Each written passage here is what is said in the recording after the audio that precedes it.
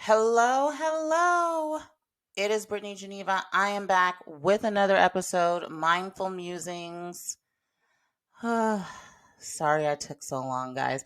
But I think I have a decent excuse. I have had a lot going on, things I'm working on, things that are simmering. I actually just launched a YouTube channel. Oh my God. Called Geneva Savvy. And basically, it is all about personal branding, tips for promoting yourself, promoting your business. Just some, in this time of COVID, it seems like a lot of people are sort of thinking about reinventing themselves and how can they sort of rebrand themselves. So it sort of inspired me. So I've been working on that.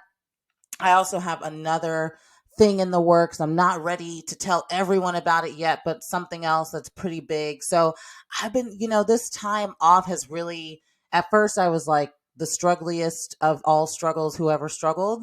But once I sort of kind of started getting used to this, it made me realize, okay, like I really do have all these things swimming in my head, and now it's time to make them happen. So I've been working on that so much. And unfortunately, that means that the blog and podcast have been just a wee bit neglected. But, you know, I'm back, and let's just forget about the past. Okay. And I had to come back because the amount of conversation I've been having about insecure over the last 2 weeks has been a lot. And I'm like, you know what? I think this is worth um making a podcast about. So I am going to I just have to get it out. I have to get it out of my spirit. I also saw, back to something that's like more COVID related, I saw a tweet from Tia Mowry, who of course she later deleted the tweet. I hate when people do that. If you say something and people didn't like it, you can say I wish I hadn't said it, or now I'm looking back on it thinking differently, but don't delete it. Like, you said what you said, and own that you said it, and that at the time you felt that way, even if now you feel differently. Anyways, so she said, right now, people, whoever's checking in on you during this quarantine, that's how you know who your real friends are. She said that, and a lot of people liked it. A lot of people retweeted it, which means a lot of people agreed with it, right? But somebody replied to it and said, that's actually really shitty. This is a really difficult time. People are going through depression. People are going through potential job loss, financial difficulty, potentially friends and family are getting COVID and being in the hospital. I have a friend whose parents, both of his parents, were in the hospital for a month with COVID. So that's the time that you decide to test your friendship? The fuck? And of course, when people started agreeing with that reply, the original tweet disappeared. But it got me started thinking about expectations, the expectations that we have of our friends. And then layer on top of that, I'm watching Insecure. Obviously, from the beginning of the season, we knew that Issa and Molly were eventually going to potentially break up, right, as best friends. And we see that really hit like a high point last episode. So, not the one that aired last night, but the one that aired a week ago, when Issa asked Molly to talk to Andrew and help her secure a new headliner for the block party. And well, I was going to say at the time, but I think I still feel this way. I know a lot of people were like, fuck Molly for not helping. That's your best friend. This is her big, goal and dream that she's been working on for a long time. You have an opportunity to do something to help her, and you're not doing it. Like, terrible. What a terrible friend. But from where I sit, I didn't see it that way. I understand it. And if it were me, I would have done it. I would have said, sure, I'll just ask him. Like, whatever, no pressure. I'll ask him. If he says yes, he says yes. If he says no, it's no, whatever. Like, whatever. But I could understand Molly saying, I don't think I owe this connect. Like, you lost your first headliner. You don't know why. I don't know why. Maybe it was something you did. I mean, come on, you guys. Issa is a property manager and couldn't even get the fucking water fixed. So let's not act like she's gone from, a fuck up to like this perfect businesswoman. Like, she still has her issues. And it was highly possible that she could have been the reason why Schoolboy Q dropped out. So we don't know why your headliner dropped out. What if this shit goes left and I'm in the middle? That it's too much. So the expectation for Molly to have to do this thing for Issa to me is unfair. I think if Molly did it, great. But Molly not doing it doesn't make her shit. It's just like, she's calculating the risk. And I think that, and then, that tweet from Tia and just other conversations that I've been having and things I've been experiencing recently really made me think, like, what kinds of expectations do we have of people and do we have of our friends? And do we need to revisit those expectations? I think sometimes people are like, if you're my friend, you have to do anything and everything for me. And I'm like, So where we really got that fucked up was the have to. Let's keep it a full buck. I don't have to do anything for anybody except God and my mama. Like, I don't have to do anything. There's no have to other than stay black and die. So that is already, I'm already misaligned with the statement because I don't have to anything, right? But of course, for somebody who I consider to be my best friend, I want to do things for them. I want to do whatever I can to help them. I want to support in every way possible. I want to be, a solid rock for them, of course. But if there are a couple of situations where I didn't do that, I don't believe that I've been a disappointing friend. I think that I've had to juggle things in my life, right? Like, every waking minute of my day cannot be spent thinking about other people, especially in a time of COVID. Back to what Tia was saying, I may not be calling my friends to check in on them. It may be slipping to the bottom of my list because I'm trying to like stay alive. I'm trying to stay afloat. I'm worried about getting laid off. I'm over here like gaining 15 pounds in 1 week because I'm like emotional eating. I'm trying to call my mom to make sure that she's not doing stuff she needs to be doing because she's in a high risk category. I'm over here thinking about all, damn, do I need to be trying to call my mortgage company and see if I need to stop down on the mortgage payments for 2 months because what if some shit goes down and I need to be able to have that buffer? Whatever it is, I literally am thinking about that, and maybe like that thing, even though it was so important to my friend, maybe it just slipped to the bottom of my list because this is like not a normal time, right? So automatically, I think people's expectations are out of whack, especially during this time. But even if you remove the COVID factor, it's still just like, do you really think that somebody is always thinking about you? Like, I just think, do you think that somebody's always going to think about you and always going to drop everything for you and always going to do what you want them to do, even if said person is your best friend? Don't they have a life? Don't they have their own worries and their own concerns? I think it's interesting that I see a lot of people saying on Twitter that Molly seems like the type to do anything to get a man. Molly seems like, she's sacrificing what she has with Issa just so that she can be with Andrew. But I really don't see it that way. I think Molly is a woman in her early 30s who has struggled to find a relationship that works. And she has found one and she's trying to take it seriously. She's like not going to bullshit around with it because it took her 30 plus years to get there in the first place.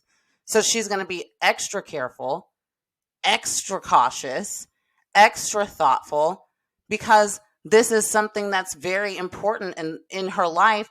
And she knows how she can be. So she doesn't want to fuck it up. I don't think that that's wrong.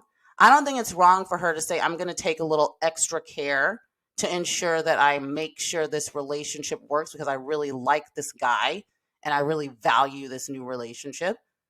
What if she was like, oh, fuck it, whatever, and they broke up and her and Issa are friends, but she's still single? At the end of the day, Issa is not going to marry her and have a child with her. Like, there's nothing wrong. There is nothing wrong with Molly saying, I'm going to take extra care to prioritize my relationship with Andrew because I really care about him and I think it could go somewhere. There's nothing wrong with that. And by not doing that, that's very short sighted. So I actually am 110% on board with it.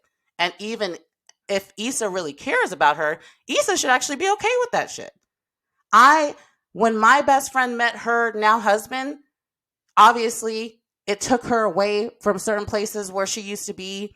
It was harder to reach her sometimes, or, I wanted to see her, but she was with him. How dare I be like, well, girl, you need to be here for me. Like, what? No, like, I can see that you guys are, really getting close. At that time, years ago, I was like, this could be her husband. Like, how dare I try to get in the way or somehow strain this relationship, because I know she wants to be married and I know she wants to have a child and she needs to be like working on that now, like, who am I to stop her from being great in that way? So I think people's expectations become so selfish, and I'm looking at the tweets and I'm looking at the reactions and I'm like, do y'all really think that your best friend should make their life all about you? Because if you think that, then you are like destined for disappointment. Like, let's just get the disappointment out of the way now. It's never going to stop, because that is an impossible expectation. And I think as people get older, it becomes an even more ridiculous expectation. People have other things that they have to think about as they get into their 30s and beyond. So, and a good friend would not hold them. A good friend would not be upset about different priorities popping up at different times. A good friend would support that shit and would be like, okay, cool. I see that you're really focused on X, so I'm all in on that for you. You know what I'm saying? I see that you have this new relationship with Andrew. You're really trying to make it work. So I understand how that might change things between us, at least for the time being. To me, I feel like people, well, again, based on last week's episode, we'll get to this week in a second, but people who think that Molly owes Issa more are a little bit out of whack when it comes to friendship expectations. And we need not expect a friend to drop everything, even if it is their friend. We need not expect someone to put their life second. I don't think that that's a reasonable expectation. Like, we're not married. So the only person for whom that applies is a spouse, but otherwise, sometimes you got to think about you first. And I have no problem with that from Molly. Now, it's hard to, after last night's episode, because now Molly has added another layer where I'm just like, fuck, Molly, I was sort of understanding from your point of view, and then you went and did this stupid, terrible thing, which was to bring up this issue at the block party. Let's put aside for the moment whether or not we think Molly was wrong or right, but whatever she was, if she really felt like she wanted to bring it up, it should have been the next day. It should have been in 2 days. Let this girl get through this event. Let her have a moment to bask in, it went well. I can't believe I finally accomplished this. Hallelujah. Thank you, Jesus. And then if you want to, and if you still feel a type of way, you can send her a text or give her a quick call and say, hey, I'm so glad everything went well, but I do wish you had given me a heads up that you were going to go to Andrew through Nate. Now, look, I'm on the fence about whether or not that would be necessary. Because honestly, if it weren't for Nate, none of them would know Andrew. So it's very plausible that Issa could have done that exact same course of action, whether or not Andrew and Molly were dating. So I still feel like, even that is a little bit maybe more than necessary. But I will accept that if she felt a type of way, she's allowed to have her feelings. She could say it, but not then. Certainly not at that time, and certainly not with that level of drama. I mean, cussing and oh my god, ugh, that really pissed me off. I'm like, Molly, what the fuck is wrong with you? How dare you approach this woman during her event, and then not only during the event, but with this level of vitriol and this level of energy? Girl, what? Over something that literally no one else was mad about? Over something that Andrew wasn't mad about? And like everything worked out fine?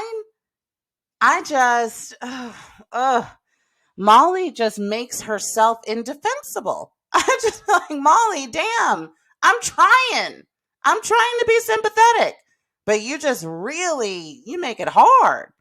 So, but even then, even continuing the theme of like out of whack expectations, what was Molly's expectation of Issa at that time?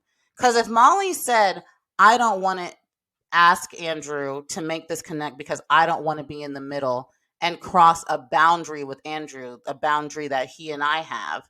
That's, I mean, okay, whatever.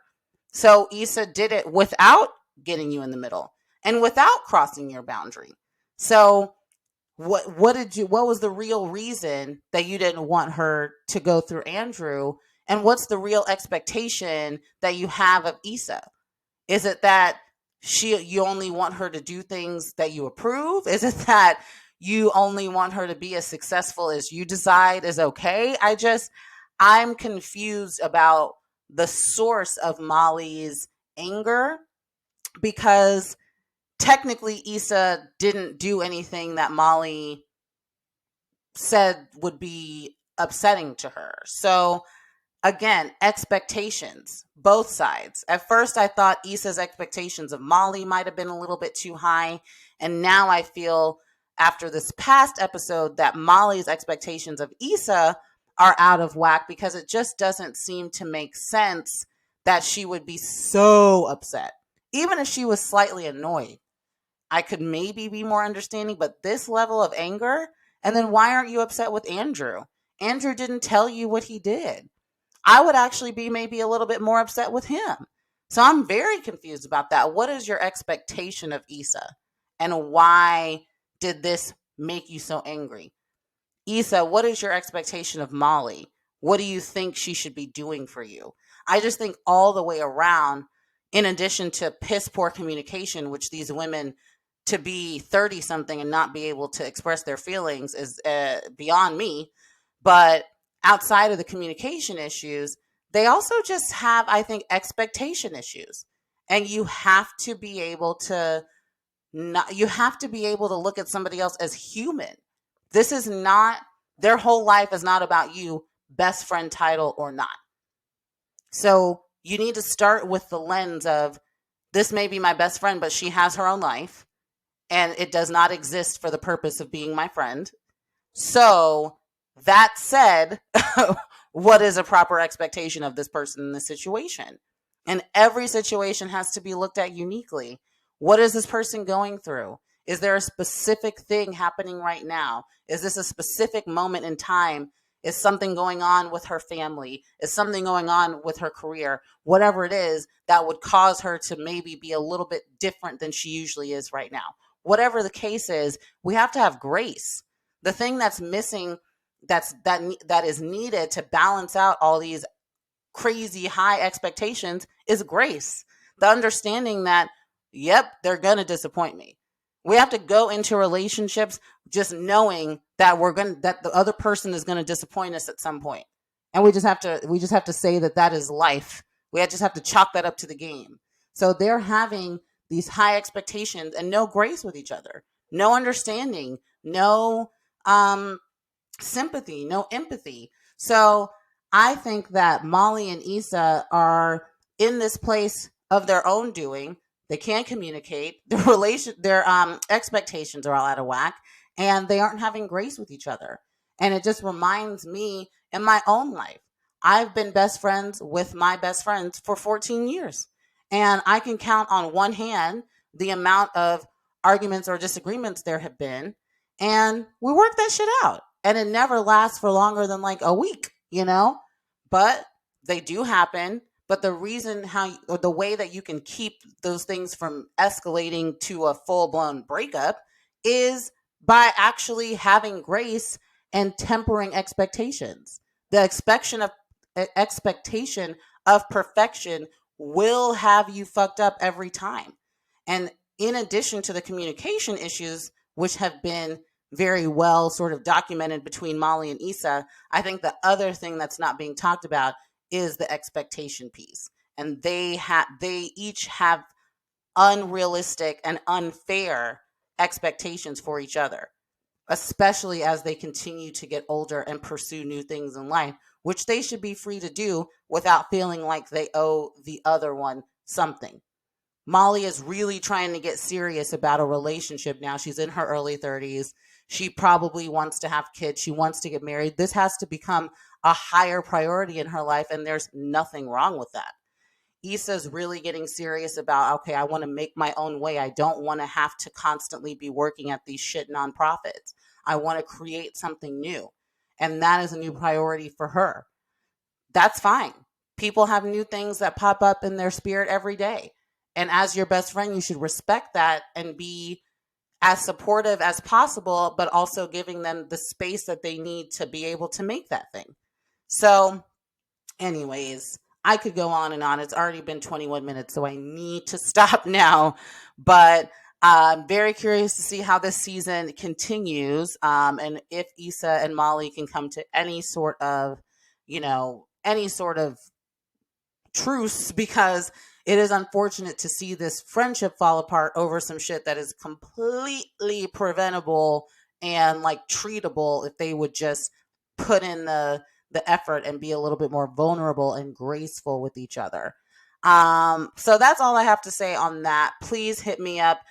I'm on Instagram and Twitter at Brittany_Geneva. Let me know what you think.